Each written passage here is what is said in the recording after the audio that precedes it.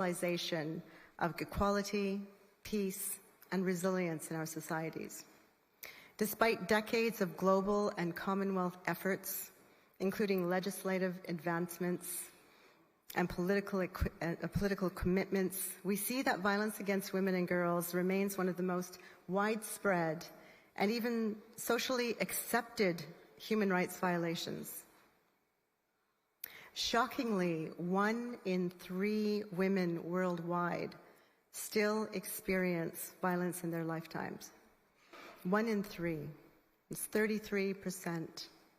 And look around you, 33% of us have experienced violations and abuses. And of course, if you consider women with disabilities or other vulnerabilities, they face almost twice the risk. Gender-based violence is a crisis that transcends borders, transcends cultures, transcends economic backgrounds. It affects those that are in vulnerable situations. Gender-based violence reinforces cycles of inequality and disempowerment. Our Commonwealth leaders sitting in this room and in various other venues this CHOGM week have recognized that ending this violence is fundamental to achieving the promise of the Commonwealth Declaration for Gender Equality and Women's Empowerment, which runs from 2022 to 2030. Ending violence is not merely a goal. It is a foundational pillar for ensuring women and girls everywhere can live in safety, live in dignity, and live in freedom. However, the landscape is evolving and new forms of technology-facilitated violence is increasingly prevalent. Online misogyny, disinformation, and harassment contribute to the normalization of gender-based violence, and we must address now the growing threats posed by the digital environment. It is clear that both tech companies and governments have a crucial role to play in curbing this abuse and protecting victims across the digital and, of course, the physical spheres. But we cannot stop at legislation and policy reform. Sustainable change, as we all know, requires collective action, grounded in the lives and experiences of women and girls. Culturally relevant strategies which honor positive expressions of local traditions are essential to meeting our goals. We also need to engage, as we heard earlier this morning, we also need to engage men and boys in this conversation, in these gender transformative efforts that dismantle harmful norms and replace them with accountability, respect, and equality. So this afternoon, our discussion is comprised of 2 panels, which will aim to first highlight successful strategies that address violence against women and girls in ways that are culturally responsive and grounded in local realities. And secondly, we will explore innovative, rights-based approaches to engage men and boys in the fight to end violence, ensuring that these initiatives are rooted in the voices and experiences of those that are most affected. So with that, I look forward to hearing from our esteemed panelists, who bring a wealth of experience and insight to these issues. Our keynote speaker, Honorable Steve Letseke, MP, Deputy Minister for Women, Youth and Persons with Disabilities from South Africa. Steve Letseke is the Deputy Minister in the Presidency responsible for women, youth and persons with disabilities, appointed by His Excellency President Ramaphosa in June 2024. She's a member of the National Executive Committee of the African National Congress, the largest political party and the lead party in the Government of National Unity. She previously founded and was the Executive Director of Access Chapter 2, or AC2, a human rights organization that focused on the human rights of LGBTI people, women and girls in their diversities. She also established the only South African-led, queer-led law clinic, providing free legal services and access to justice. Steve is a prominent leader with a high level of international policy and human rights experience of over 18 years. She served as the co-chairperson of the South African National AIDS Council and This is a portfolio that's co-chaired with the Deputy President of the Republic of South Africa. I invite Steve to come to the podium.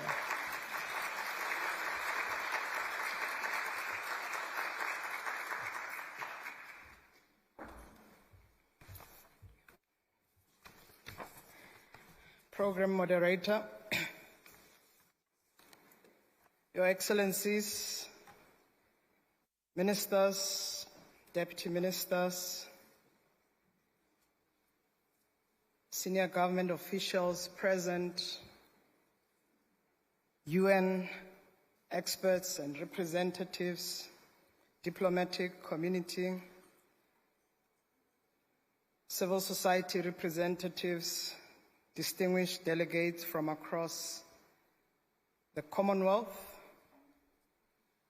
Allow me to express gratitude for being invited to the Commonwealth Women's Forum in this beautiful island of Apia in Samoa on the sidelines of the 2024 Commonwealth Heads of Government meeting. I wish to start by quoting our first democratic president, former head of state Nelson Mandela, who spoke in 1996 during Women's Day, and he said, "As long as women are bound by poverty, and as long as they are looked down upon, human rights will lack substance." I close quote. I'm starting this message and this address by quoting him because it's important for us to reflect in this forum why we are talking about gender-based violence and femicide. And we have to completely look into the root cause. And at the heart of it, it's power.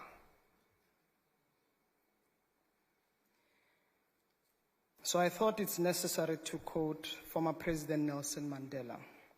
But also allow me to bring warm greetings from a very warm South Africa. My head of government, head of state, President Ramaphosa, would have loved to be here as a champion and also as a feminist who believes in women's equality and women's rights. But he did send his apology to the entire Commonwealth for not being able to join these sessions. I think it's quite important that we appreciate that this forum provides us with the option in that what it comes to reflect and address incidents of violence against women, girls, and other vulnerable persons, such as persons with disabilities, LGBTI individuals worldwide, and we are having this conversation at a time where these violence are high. In the World Bank report that our moderator adequately quoted, that at least 1 in 3 women have experienced either physical and or sexual intimate partner violence or non-partner sexual violence in their lifetime. The rates of rape, abuse, and femicide in some parts of the world, including my own country, the Republic of South Africa, are atrocious. 1 woman, 1 girl, or vulnerable person who experience gender-based violence and femicide is 1 person too many. The most harrowing aspect of this reality is that these violent acts take place in spaces that are supposed to be safe, in our homes, spaces or places of worship, schools, workplace, in the streets, even in social spaces. And we know research reports and reminds us of the impacts of these atrocities which strain the very fabric of our society, particularly how they are infiltrating the spaces that we call safe. But regardless, they are also influenced by many aspects which are intersectional. Class, race, sex, gender, geographical location, and sexual orientation also plays a card. One may actually say or ask, is humanity at war with its women? But we also know who are the perpetrators of this same violence. But we must also acknowledge that violence against women, even femicide for that matter, is well understood in society. And it's even normalized. We have socialized even our society towards it. Therefore, Chairperson, it would have been a misstep for us to gather under the auspices of the forum that advances the interest of women in our diversities without a session to consider the proactive steps to prevent gender-based violence and femicide while protecting women and girls in their diversities who are survivors, particularly on how we can leverage our shared tradition, institutions, and experience across the Commonwealth to intensify our responses. We must be alive to the reality that in most instances, the underlying conditions that promotes gender-based violence and femicide hide behind the veil of cultural norms, societal values, and cherish the tradition deeply rooted in societies where atrocities are committed. Therefore, our work is the work that requires we fashion a renewed understanding of women and their role in society. English rock drummer Rick Parnell captured this essence of our work in this regard, where he articulated that to realize a world of equality and dignity for all, we will have to change the laws and policies, and we will also have to change the hearts and minds. Close quote. So, distinguished guests and delegates, as we kick-start these discussions, allow me to highlight some of the matters we should consider as we collectively wage a war against gender-based violence. So we cannot take gender-based violence just as a lip response to deal with it. We are ought to wage a war against gender-based violence and femicide because it is a scourge, and we must deal with it in our own countries to see results. So I would request that we consider these matters with a pair of rose-colored glasses. I'm not wearing one, but definitely we have to consider one. First, thinking of intersectionality to our response should be at the center. Our discussions must address the overlapping forms of oppressions that different individuals experience based on their intersecting identities, such as the ones I've located earlier: sex, race, class, disability, sexuality, including geographical location.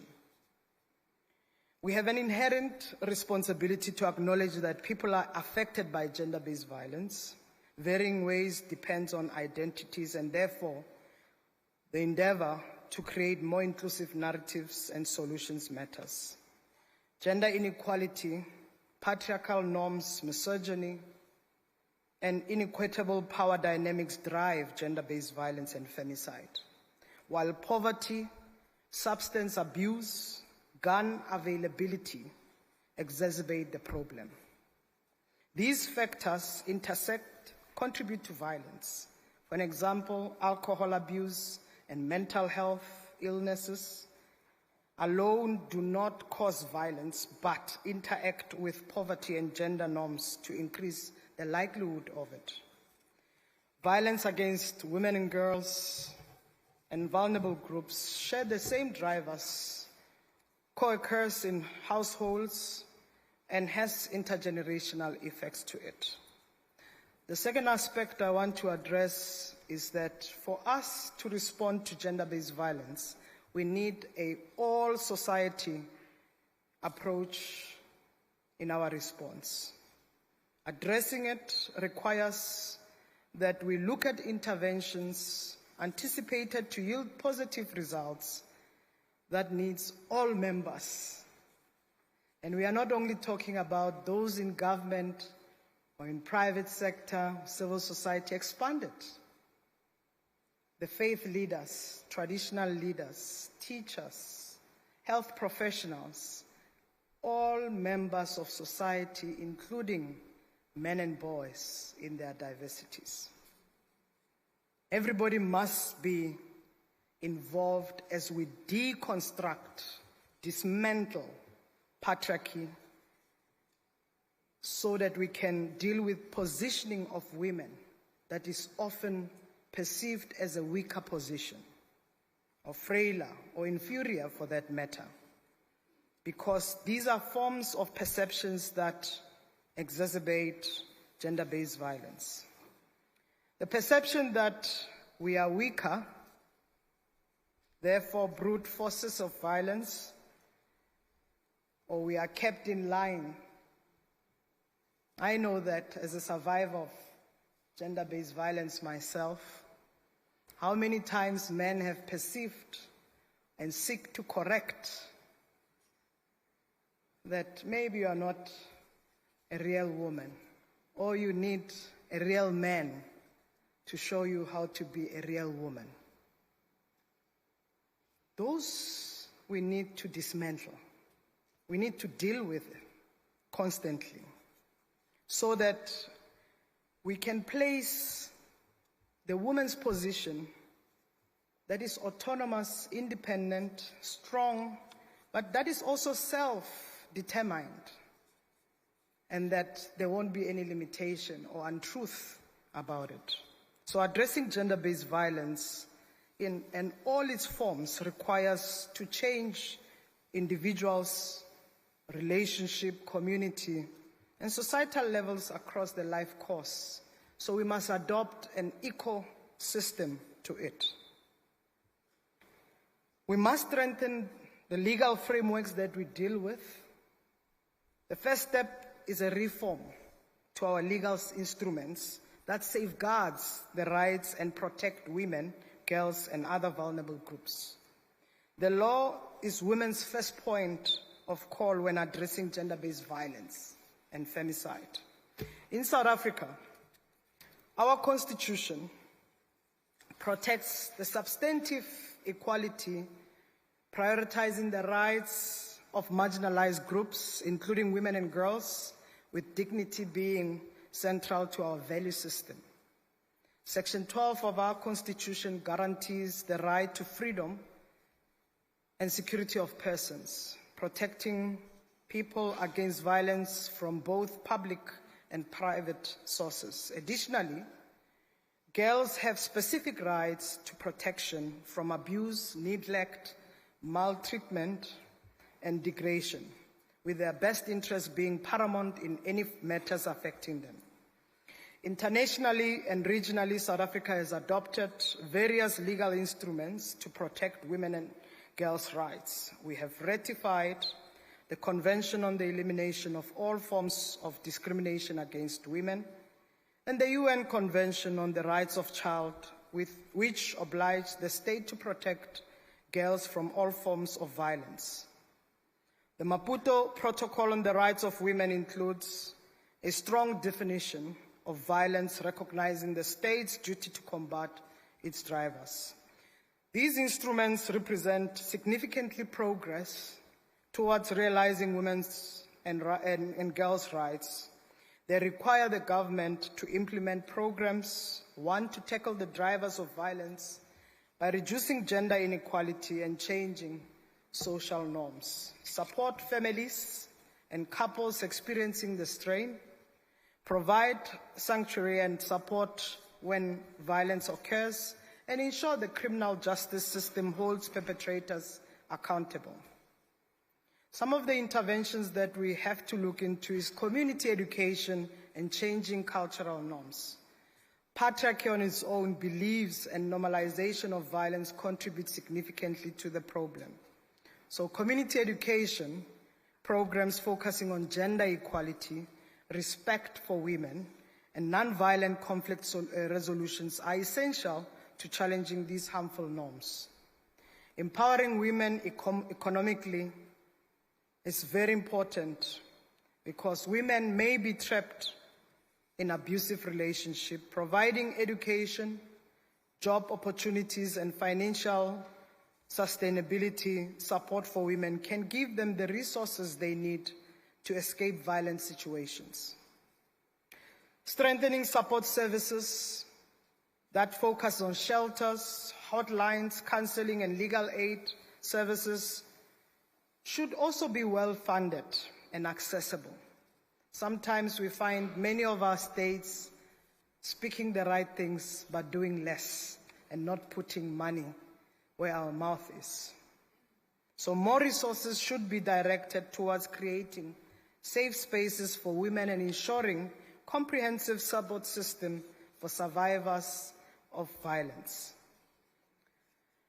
Chairperson, I cannot emphasize involving men and boys because it's quite important as part of these conversations and as part of our response to give respect to what we're dealing with as a problem. Programs aiming at teaching nonviolent masculinity or positive masculinity, teaching consent, and teaching respect for women and girls can play a significant role in changing attitudes and behaviors over time. And of course, Chairperson, political commitment and accountability. Governments must demonstrate on their own sustained political will in prioritizing ending gender-based violence. This also includes looking at programs, resources, and holding perpetrators accountable throughout consistent legal action.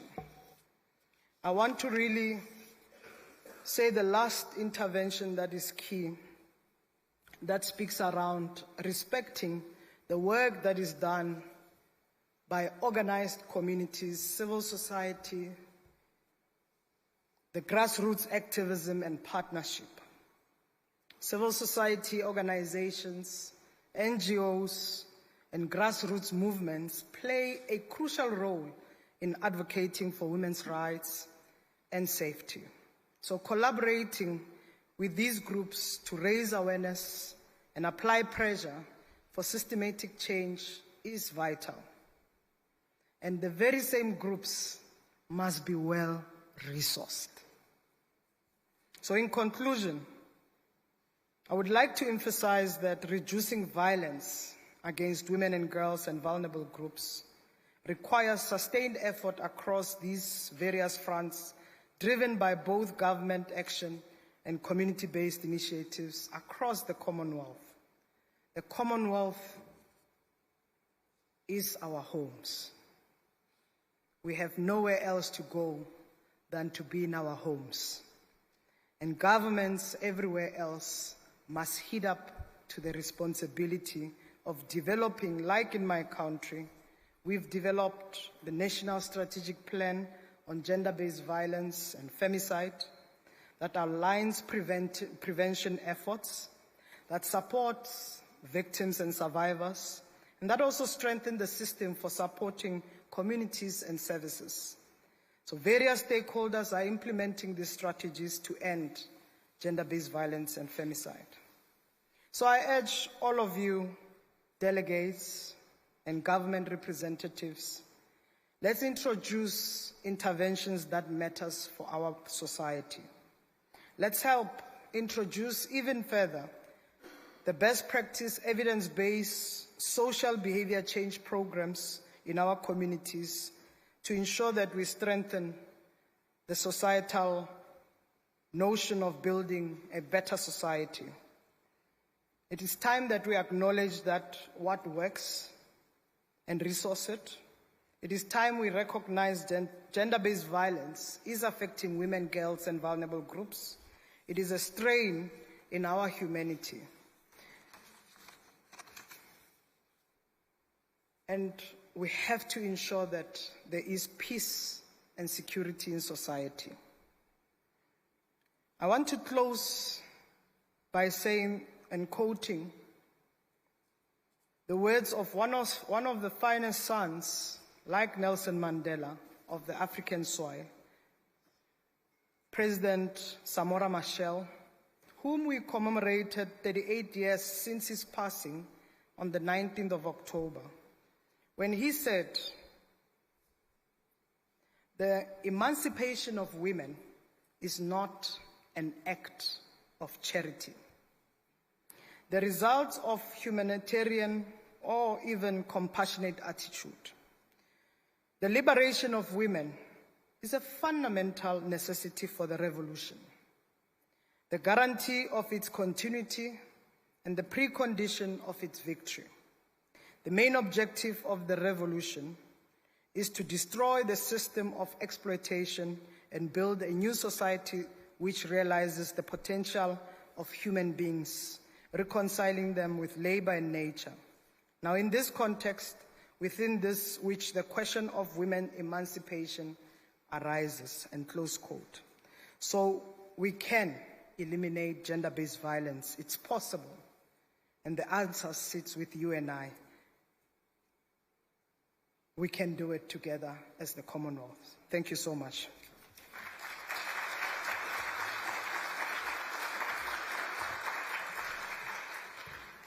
Thank you, Honorable Steve Letseke.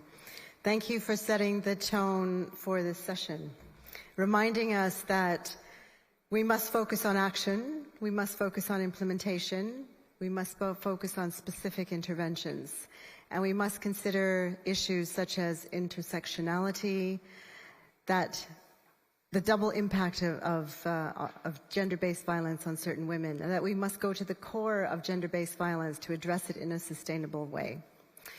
And finally, the need for not only legal reform, but a need for an all-society response to address patriarchy and other negative perceptions. So thank you very much for your inspiring keynote remarks.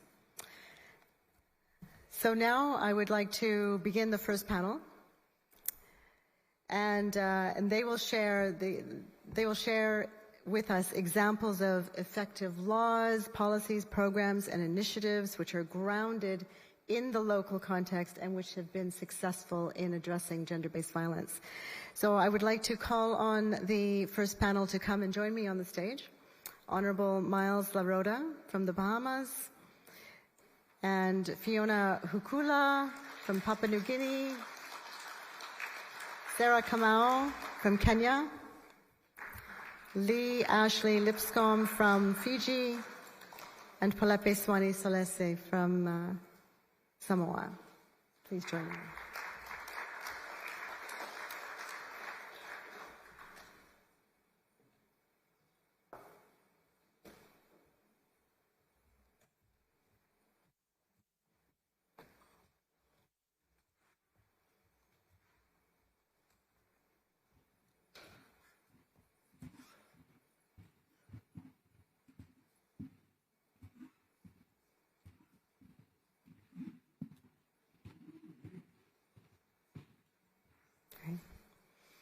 I would like to first introduce the Honourable Miles Laroda, Minister for Social Services, Information and Broadcasting of the Bahamas, and also Chair of the Women's Affairs Ministers' Meeting. Miles Kentworth Laroda was born in New Providence, the Bahamas, and spent his early years with his grandparents, starting his career as a cook and later transitioning to the casino industry. We heard a little bit about his background this morning. And after seeking a career change, Miles pursued higher education, earning an associate's degree in law and criminal justice from the College of the Bahamas in 2003, followed by a master's in law from the University of Buckingham in 2005. and a postgraduate diploma from the Inns of Court Law School in 2006. He was called to the bar in both England and Wales and the Bahamas in 2006, and after practicing law, he entered politics in 2021, elected as a Member of Parliament for Pinewood constituency, and appointed Minister of State in the Office of the Prime Minister. In 2024, he became the Minister of Social Services, Information and Broadcasting. So I invite you, Minister, to say a few words.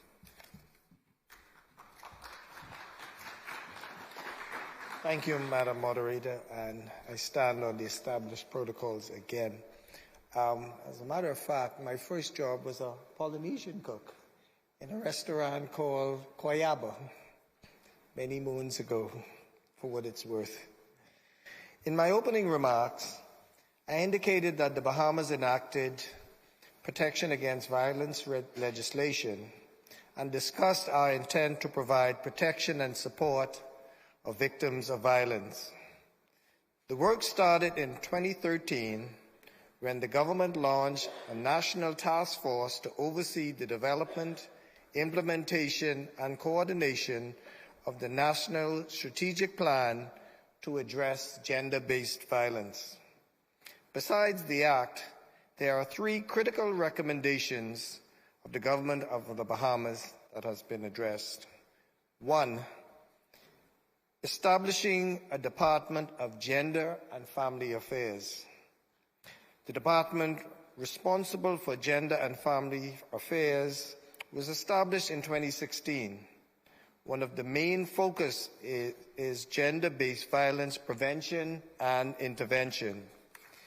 This includes National Early Intervention Program for children exposed to violence and provision of operating grants to the Bahamas Crisis Center, the country's leading NGO for providing care and support of victims and perpetrators of violence.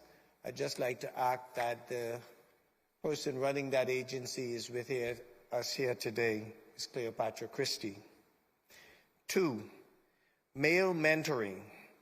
The department has a men's desk which, through its FLIRT, and that is the acronym for Fathers Learning, Instructing, Realigning Teens program, conducts school visitation, interacting with guidance counselors, and engaging students in public and private schools.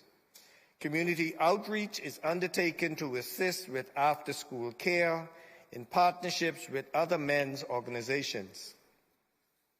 Programs for perpetrators training and counseling are being developed to address the root of the violence problems. And 3, gender-based violence coordinating councils. The Bahamas is an archipelagic nation, and services are duplicated throughout our major inhabited islands called our Family Islands. Coordination councils were launched in several islands. They foster community-based partnerships to prevent violence and provide a support system for survivors of gender-based violence. The councils are comprised of volunteers from a cross-section of the communities. The Department of Gender and Family Affairs conducts ongoing training with council members. The government of the Bahamas, through the work of the Department of Gender and Family Affairs, continue its advocacy and awareness campaign on gender-based violence, domestic violence, women and men's leadership, while building stronger families and advancing gender equality. Thank you.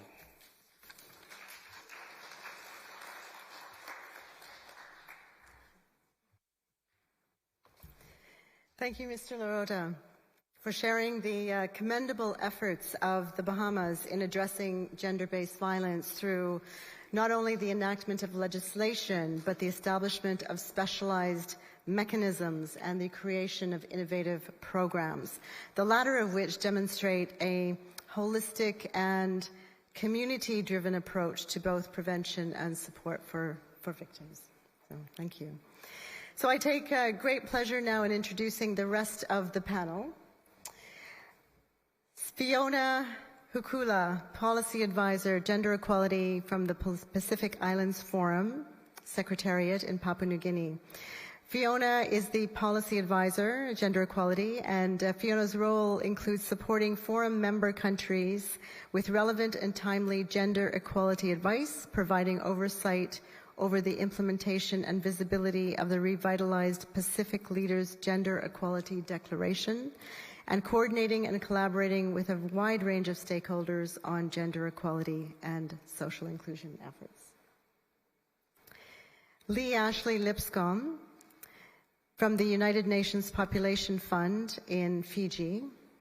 Lee Ashley has 20 years of experience in gender and human rights with the United Nations Population Fund. She has worked on humanitarian responses to gender-based violence in South Sudan, Bangladesh, COVID-19 in Myanmar and Afghanistan, and Super Typhoon Odette in the Philippines, as well as the Pakistan floods in 2022.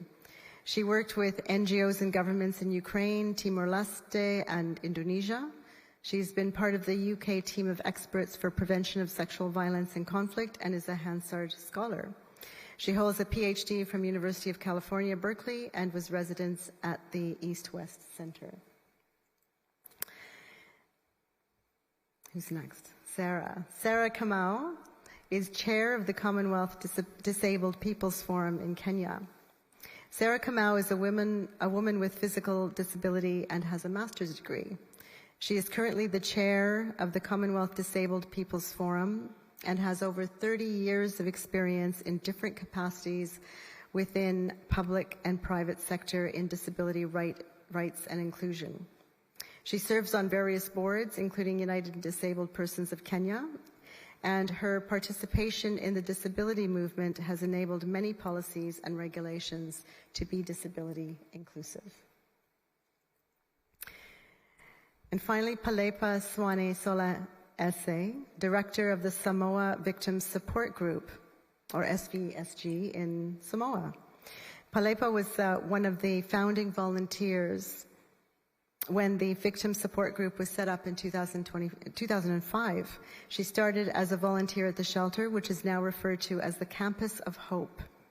As a chartered accountant with the Samoa Institute of Accountants, Palepa has played an active role in monitoring the group's finances in her former role as the Victim Support Group Treasurer with the Executive Committee.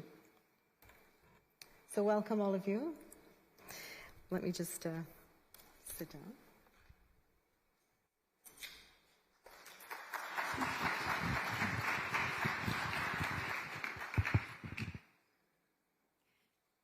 All right, so let's begin with a first question. Same question for all of you.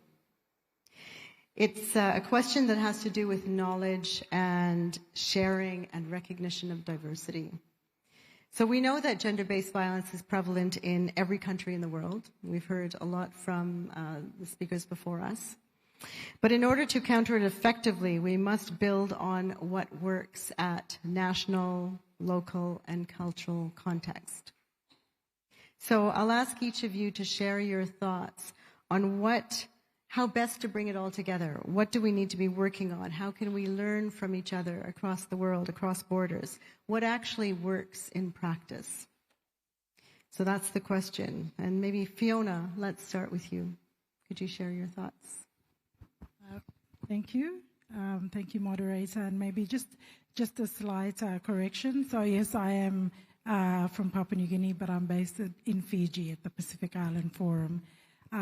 So in relation to your question, I think, and speaking from a regional level, because we at the PIF have 18 member countries, it's important that we recognize the context that we're working in. So while there are many similarities about the way in which our member countries, our member states think about gender-based violence, there are also specific contexts that we're working in, and from the perspective of the forum and high-level political policy making, it's for us it's pertinent that we reflect the views and the context of our small island developments, our small island states, but also some of our bigger Pacific nations who are part of the forum. Thanks, Fiona. And Sarah, how about you? What are your thoughts on how we can work together? What can we learn and exchange together? What are some of the lessons learned that you have found from your experience? Thank you. What I think works, and I am speaking on behalf of over 430 million disabled people in the Commonwealth, because I represent all the disability movements in the different Commonwealth countries, is that disability is not also homogeneous. There are things that are common, but specific interventions need to be brought forward for the different types of disability because the interventions are not the same. So we must engage from the household level to understand the nature and the aspects of the disability that is prevalent, and then take it up to the community so that persons with disabilities can also be understood from the household to the community level, and that the interventions need to also be tailored to their specific needs. So we need to give them the capacity, the disabled people get the capacity, and even the society also get the capacity to understand the different types of disabilities by maybe having joint webinars, like now we have virtual meetings thanks to the COVID that brought the world together, and we are able to interact at that level, but also at the community level, local meetings, chief meetings, church setups, schools from early stages, learning about the different types of disabilities and the interventions would really help. Thank you. Thanks, Sarah. Really important interventions at the community level. Lee Ashley, what do you have to add to these issues? How best to bring us together? What do we learn from each other?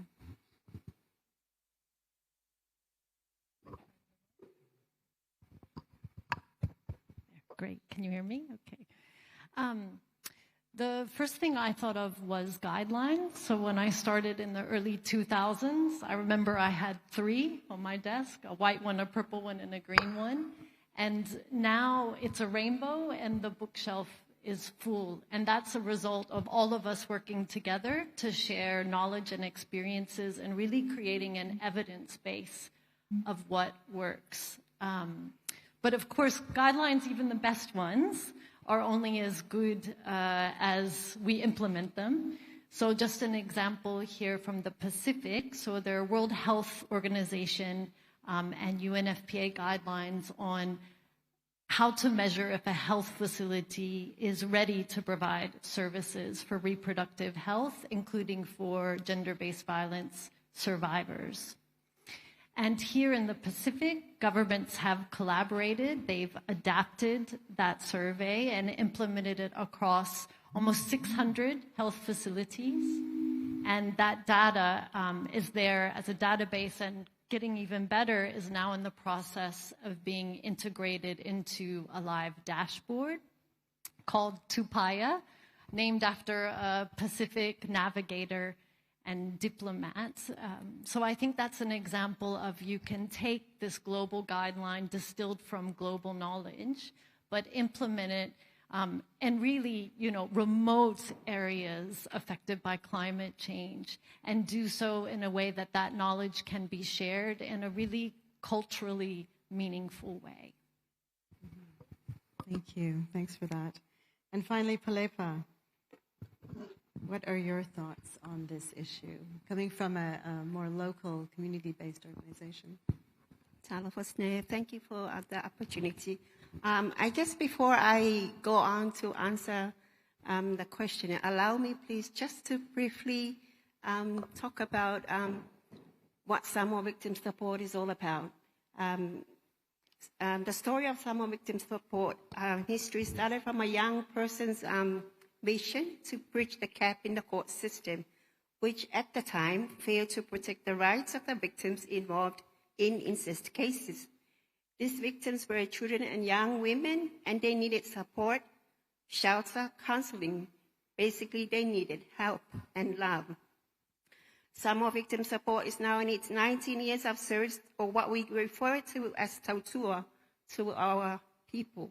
So next year we'll be celebrating our 20th anniversary. And as such, I acknowledge the Commonwealth Women's Forum for the opportunity extended to Samoa Victim Support to speak in this space. Samoa Victim Support vision is caring for children, supporting the victims of crimes, and uplifting the vulnerable. Samoa Victim Support mission is therefore save lives.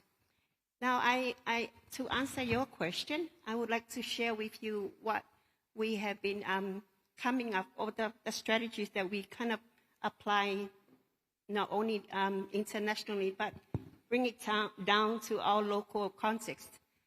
First of all, we do context research, whereby we go out to we need to understand the specific cultural, social, and legal framework surrounding GBV in different regions. And from there, we tailor these initiatives to our local context to ensure the relevance and the effectiveness of the same.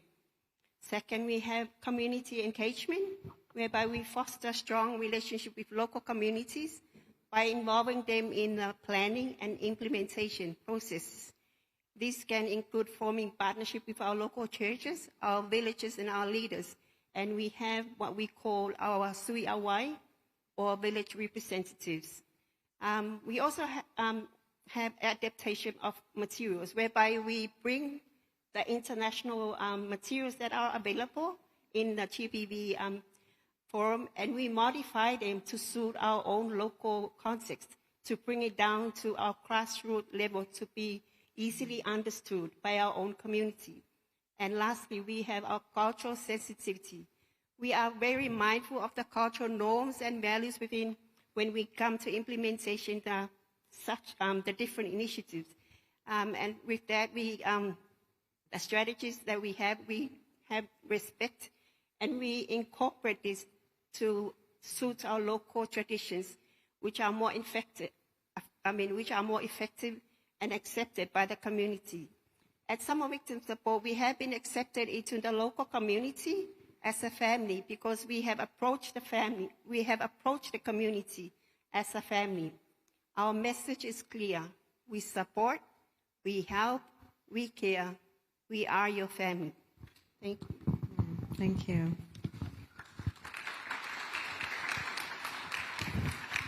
Some really important words there about the importance of contextualization, thinking about cultural norms and traditions, and you and the others have said some really important things about data collection and yeah. So one of the things that I was thinking about was, I'll leave it for the second question.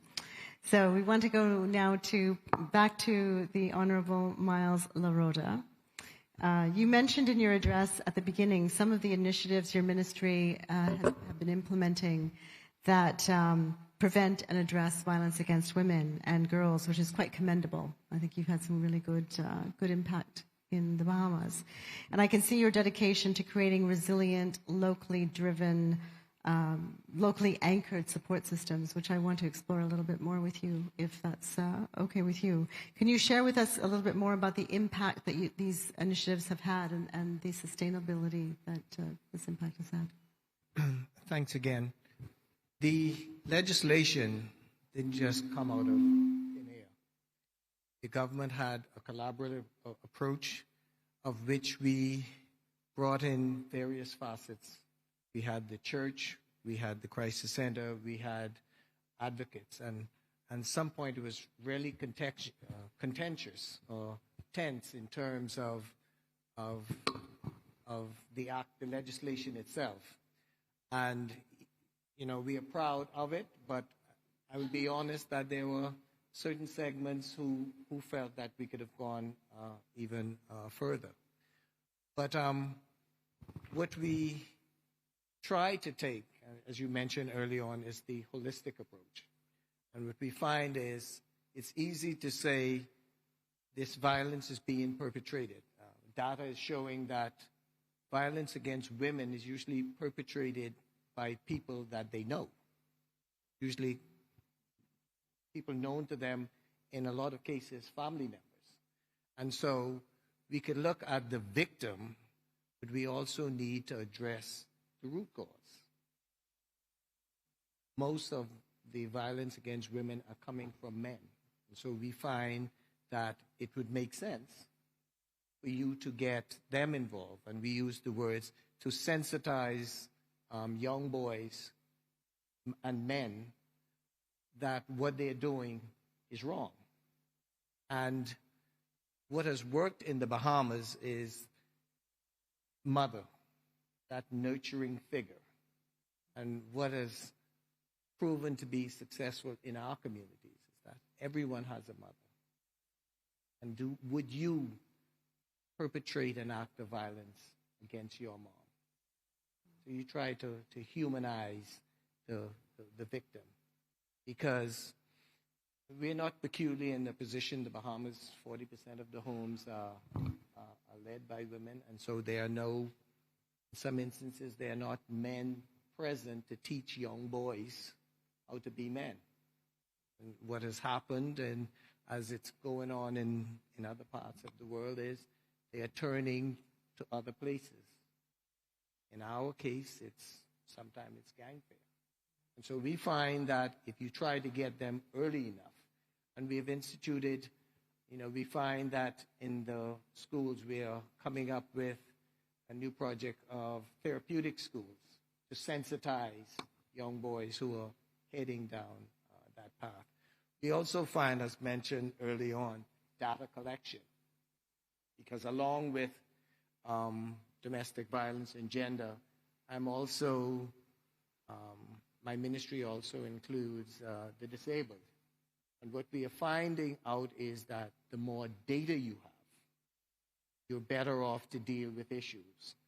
We have commenced a program in the Bahamas going through all of the islands and collecting data with regards to persons with disabilities. And if numbers are saying that 15% of the country have some form of disability, that means that the Bahamas should have about 60,000 individuals. Well, our database is around 1,500. So that tells you that we have a long way to go. We can't just go at a problem without collecting the relevant data. And so we are doing our best. We're trying to compile a database one island at a time. But we're also encouraging the community itself, young boys, young girls, the church, victims of domestic violence. And I could tell you that it has been graphic to the point of, even though I've practiced criminal law, just to hear that victims saying what was done to them by somebody who was supposed to love and protect them. And so to get to that point of having a successful program, you also have to go through the mire of acknowledging the problem and how gross that problem could be before we get to the point of realizing effective solutions. Yeah, thank you. You raised a couple of good points there, Minister. The importance, as it was raised in our keynote address as well by Steve Letseke, that the importance of community education programs, and you touched on data as well. So I'm going to turn it over to Lee to maybe go deeper into the conversation about the importance of data. So Lee Ashley, my question to you is on data collection, and we know that, we've heard that data on gender-based violence is essential to understand not only the extent and the nature of the problem, but also to create more relevant and sustainable solutions, more policies, programs, and of course data is also important to monitor progress. So my question to you is, could you share some examples of how data collection informs effective strategies and initiatives to prevent and combat gender-based violence? Yes, thank you so much for that question. And since we're in the Pacific, I'm going to lead with Pacific examples, as the Pacific has really been a pioneer in learning how, as a community, we collect data about violence against women. And I brought with me today the Samoa Family Health Study, because Samoa was actually the first in the Pacific to pilot the World Health Organization methodology over a decade ago, and how we measure violence against women. And the Pacific has, through a first wave of data collection, really throughout the Pacific now, there are these high quality prevalence studies which have been followed up. Now we're in the second round. They've also been supplemented with mixed data. So really the Pacific has pioneered, innovated ways to collect data, even in small island developing states where preserving confidentiality, dealing with sample size can be quite challenging. And I think that's something that really needs to be celebrated. I think something else that has made that methodology successful, and again, really a model for the globe, is the Pacific way of collaboration. Because these surveys have been done, first of all, the Pacific led the way in women's organizations, being an integral part, even leading these surveys, working with the bureaus of statistics, departments of health, women's affairs. So it's really been everybody on board process. And I want to acknowledge that there are many people in this room here today. I'm thinking of Ty from Samoa Bureau of Statistics, who have really led the way in building this collaboration. And that collaboration is important because the data has to be used. And by starting with this collective approach, that has led the way for the data to be used. Following that first round of prevalence surveys throughout the Pacific, domestic violence legislation was adopted starting with Vanuatu and now across the Pacific. I want to acknowledge SPC, the Pacific Community and the Domestic Violence Legislation, a working group that they lead in the region, which they've linked to the data component. So that relationship between policy and data has been there really from the start and has been used. But I also want to say that we need to go beyond prevalence data, and we need a diverse data ecosystem. That means more data that is qualitative, census data, civil registration data. We really need to look at violence against women and violence against children, persons with disabilities, as you referenced, SOGIESC populations, and how do we measure technology-facilitated gender-based violence. And again, the Pacific's at the forefront. They're working on all of these areas. Under Spotlight Initiative in Samoa, with other countries, they developed a Pacific GBV administrative data toolkit to look at how to use multi-sectoral data. So that diversity is really important. And I think it's important because we need to shift the conversation from proving that gender-based violence happens. We have enough data. We know it's happening. I want to see that shift to using this rich data, which is here from the start, to look at solutions, because we need the data to know that our policies and programs are working to keep families, communities, and individuals safe. And I think that's how we will end gender-based violence. Thank you. And I'd love to get into a conversation with you about how data can be collected in a participatory way. So you're having the people involved, the communities collect the data, which ends up being, you end up developing programs and solutions that are more relevant for those people. Anyway, so different conversations. We don't have the time to go into it, unfortunately. But I'm going to shift gears a little bit and turn to Palepa. My question to you is in reference to your organization, the Samoa Victim Support Group. So given the increasing awareness and reporting of gender-based violence, what types of innovative programs and strategies has your organization come up with to address these issues? at Summer Victim Support, we have come up with a lot of strategies over the years. We have been learning and we have been addressing as we go along. So I will try and give you examples of what we have, or the projects that we have worked over in the past years up to now.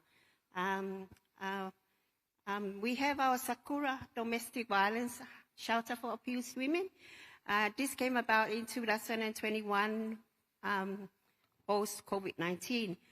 What happened is that we came to realize the spike in violence in homes, because the men at the time were quite stressed, and whatever money that they had, they spent it on beer instead of feeding their wives, and therefore there was this violence that occurred within the homes.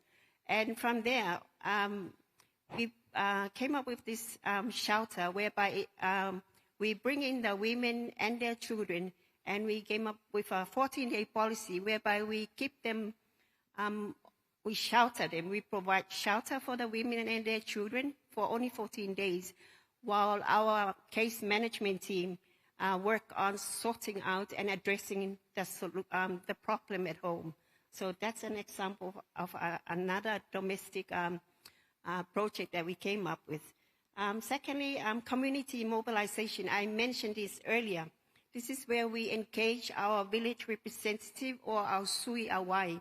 This is where we go out to the community and we obtain the help from our Sui Awai or our village reps, church, whereby they represent us, they report to us.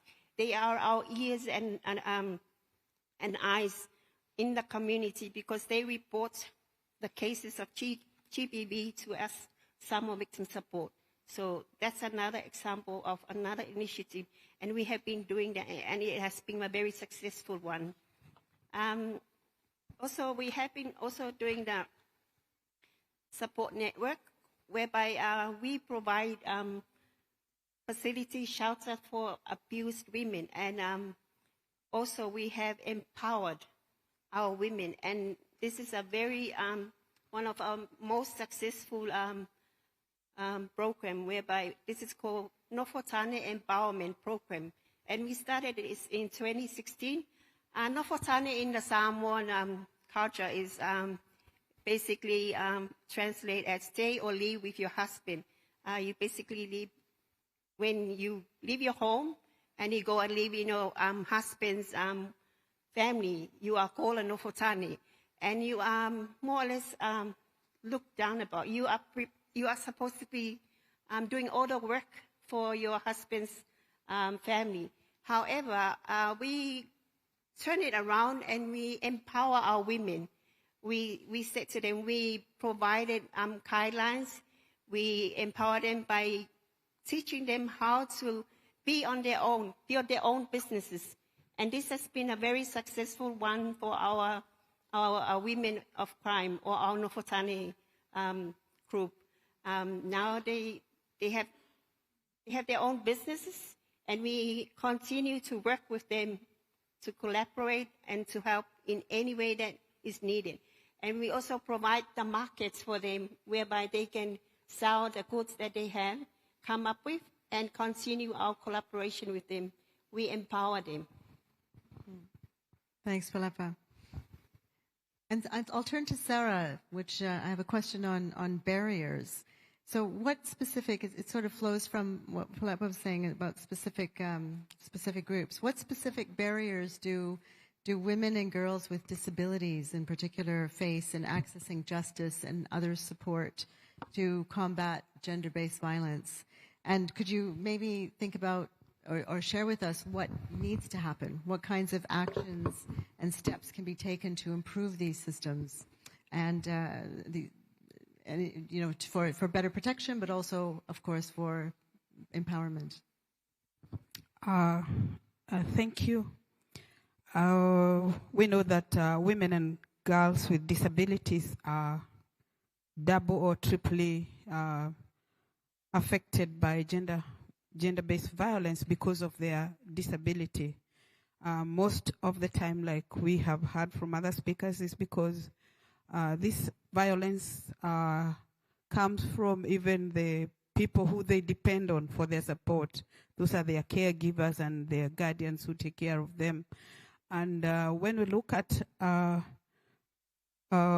people with especially mental disabilities who are deemed to have no capacity, legal capacity or limited legal capacity, there is that extra abuse because they are not able to speak for themselves, and the people who they rely on are the ones who perpetrate their freedoms and abuse them. So I think the issues that they face start with attitudinal barriers that the society sometimes have negative attitudes about persons with disabilities that are rooted in cultural or religious beliefs that result in an equal distribution of power, discrimination, prejudice, ignorance, stigma, discrimination and bias, among others. Then there are also issues of institutional barriers where laws, policies, in as much as they are there, the implementation is not really done, or if it is, it doesn't really help at the end of it all. So those legal capacity limitations also make women and girls with disabilities not be able to get justice, equal. They are not equal. They are not considered equal before the law.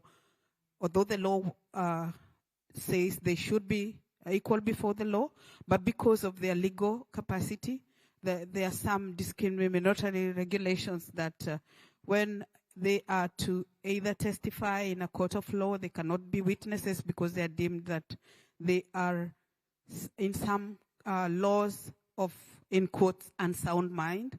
And we find many people getting away with abuse because the victims are deemed not to be able to be witnesses or to even talk about what happens to them because of their legal capacity. We also have environmental barriers, which are either physical or digital obstacles that affect opportunities for their inclusion. And this includes maybe distances where they have to go, maybe to report distances, or even accessing the courts systems. Especially in the global south, accessibility to buildings is a very big problem. And you find women and girls with disabilities, due to environmental barriers, are left out. Sometimes even accessibility to digital platforms, because the platforms are not accessible. If they don't have, for example, for low vision, maybe large phones or JAWS speaking computers for those who are legally blind. So they are not able to access a lot of information because of their type of disability. Some other communication is sign language, interpretation maybe in the courts when they go to hospital. And I think some steps that we can take is to just train judges.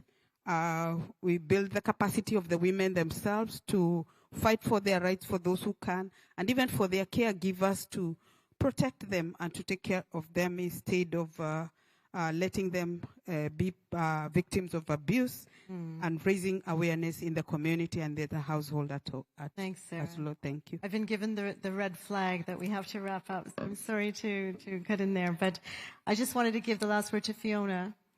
Because one of the, we've been talking about how collaboration is very important. We have to work together to come up with solutions. So that's quite an important thing. And so how has the Pacific Islands Forum, the PIF, through its Revitalized Pacific Leaders Gender Equality Declaration, reflect gender-based violence in the local context? And maybe you can give us an example of the regional collaborative efforts that have been happening, but maybe in a couple of minutes, please, so we can... Just a few lines. Thank you. So in the Revitalized Pacific Leaders Gender Equality Declaration, which is our leaders' commitment to gender equality in the region, our leaders recognize the grave concern that gender-based violence is still an issue, a big problem in our region. They commit to accelerating necessary and innovative actions to prevent and eliminate GBV, which take a survivor-centered whole of community and family approach. So really reflecting what we've heard today from Samoa. I think just quickly at the regional level, we have the Pacific Partnership on Ending Violence Against Women and Girls. You can see there's some information on your tables about that. And just to say that one of the key things about this partnership is that it's a partnership between CROP. So the forum as a strategic partner, the implementing partner is SPC, our sister organization. We work with our member countries, the UN Women, CSO, in spaces that we pray, play, and learn. So working in the faith, sport, and education sector, because these are the things that are important to our people, our faith. We've got great sports men and women in our region, and also looking at society change and norms change through education and building the next generation of Pacific leaders and Pacific people. Thank you. Thanks, Fiona, for keeping to the time. And again, I just wanted to reiterate that you've brought up education again. So the community education programs seem to be a key solution for some of these issues that we're talking about today. So I wish to thank all of our speakers today, the Honorable Steve Letseke, Honorable Miles Laroda, and the panelists, Palepa, Fiona, Sarah, and Lee Ashley. Thank you very much for sharing your stories with us. I'd like to join me in thanking them. Thank you.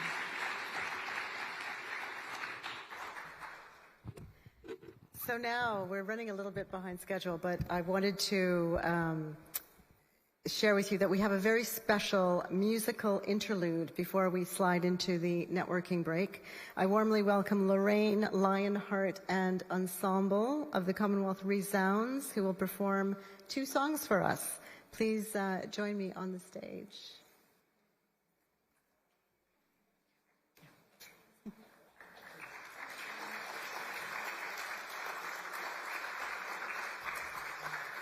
So Lorraine Lionheart is an award-winning singer, songwriter, cultural ambassador, and presenter, a dynamic force in the world of music and cultural advocacy, who seamlessly blends her African heritage with her global perspective.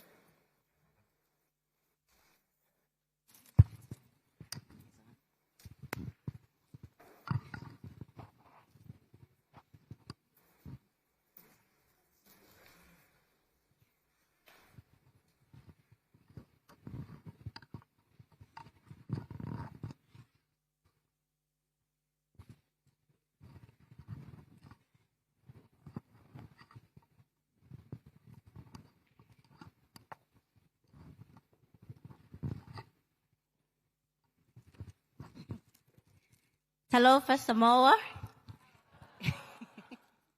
How is everybody doing? I understand that many of us have traveled from so far away, traveled hours and hours to get to Samoa.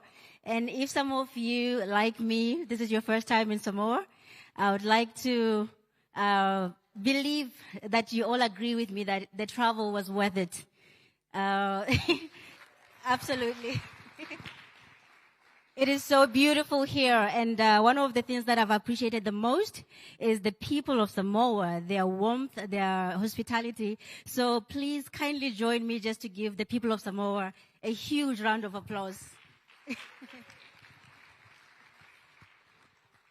I'd like to start this by just lifting the energy just a little bit because we're talking about a lot of very serious, important topics.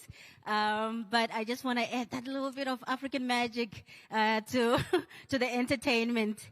So I'm very excited about the theme of the Women's Forum. It's something that is very close to my heart. So when I first was informed about what the theme is, I was immediately inspired and empowered to write a brand new song that I'll be performing for the first time here for you guys. But just quickly before I do that, I would like to stress you just a little bit because you're all going to join me and sing. So I would like you guys to repeat after me, just a little chant that I feel is going to be empowering to everybody. I would like everybody to say, there's a river of birds in migration. There's a river of birds in migration. A nation of women with wings. A nation of women with wings.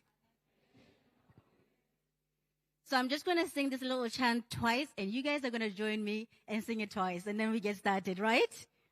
Are we ready? I can't hear you. Are you ready? That's better. There's a river of birds in migration, and nation of women with wings.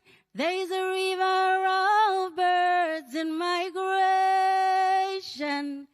and nation of women with wings. Can we try? Of course we can. Right, so on my count, 1, 2, 3.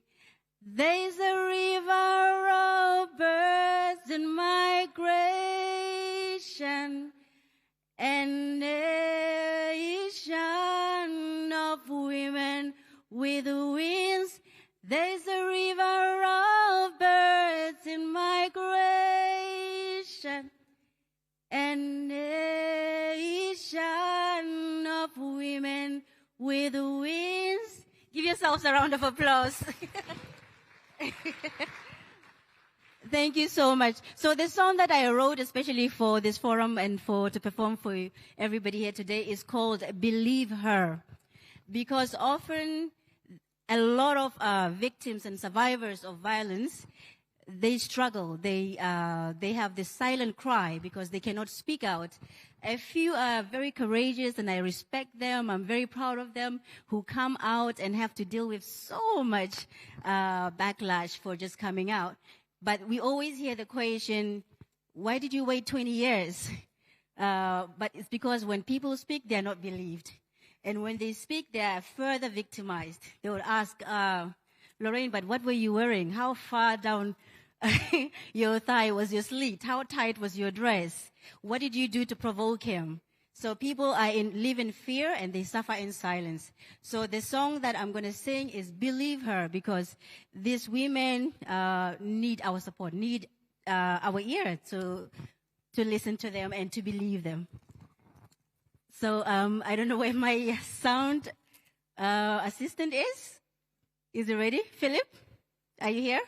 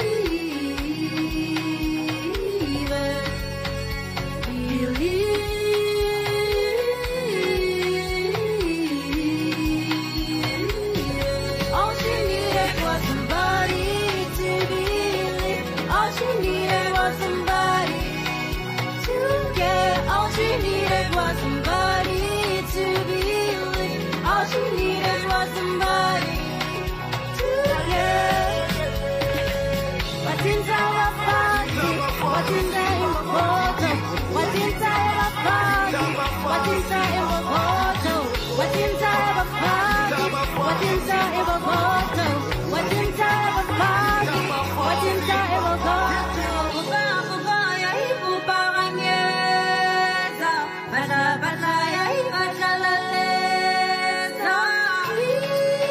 Tanda emafati, evantuane ni, atia Watinda Evokoto, Watinda Evokoto, Watinda Evokati, Watinda Evokoto, Watinda Evokati, Watinda Evokoto, Watinda Evokati, Watinda Evokoto.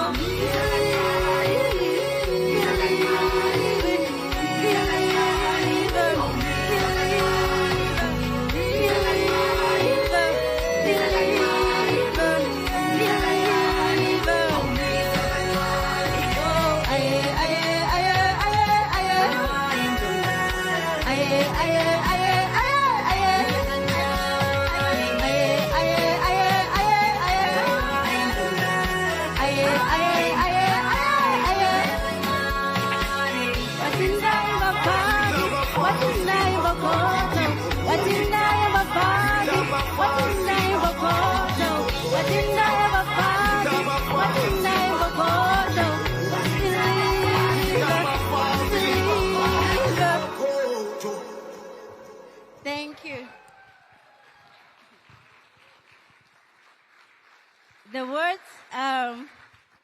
The words, Watinta Ebafanzi, Watinta Embokoto, I borrowed from the beautiful language of Xhosa from South Africa. And it basically says, you strike a woman, you strike a rock. And those words I found very powerful because it reflects on how violence against women is violence against all of us. So thank you so much, and I'll do one more song for you guys.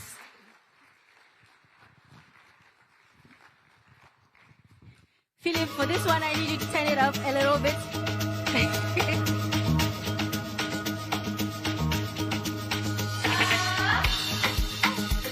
You can dance if you want to.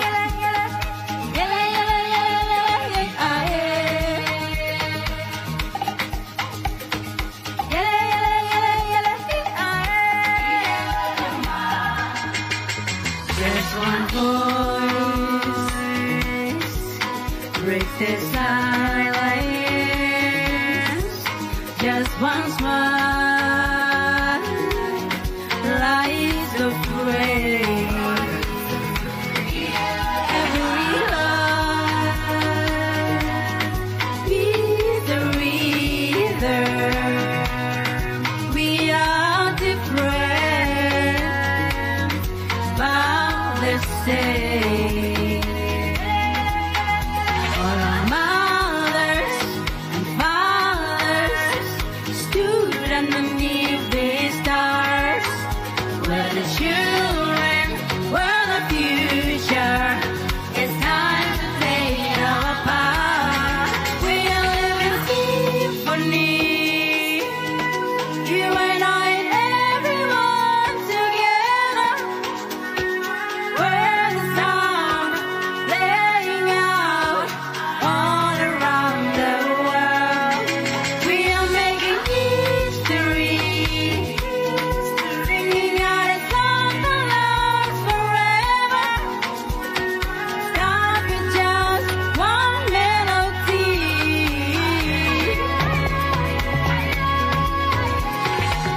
Takes one dream to inspire the greatest show on this earth. Celebrating each other so this moment can be heard. So fire, fire up your voices, singing, singing as one. Light up your touches. Each your own drum. We are living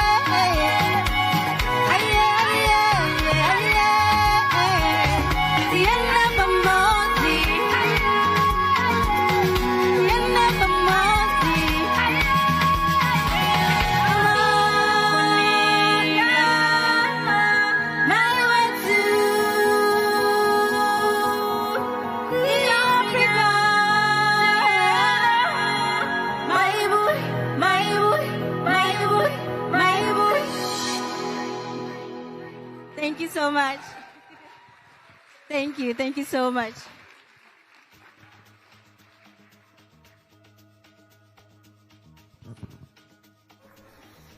Wow, thank you. Thank you, incredible. Lorraine, Lionheart, and Ensemble. Thank you for sharing that truly tremendous experience. Can you give her a hand again, please?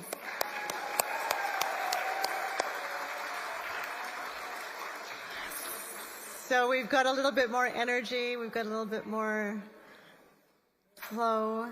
So we're going to invite you outside for a 10-minute networking break. There's a lot of good things happening after the break. I'm sorry to cut it a little bit short. But please go out, have some water, have some coffee, tea, say hello to someone you don't know. And after 10 minutes, we'll come back here. And our moderator for the second panel, Lamau Amao, of Soul Talk Samoa, will guide us through another engaging panel of speakers who will share their good practices and lessons learned about engaging with men and boys on tackling gender-based violence. So have a good break, and we'll see you here in 10 minutes.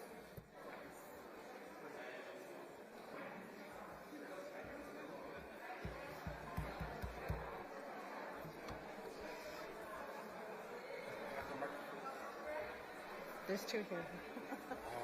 I was looking for a lot of them.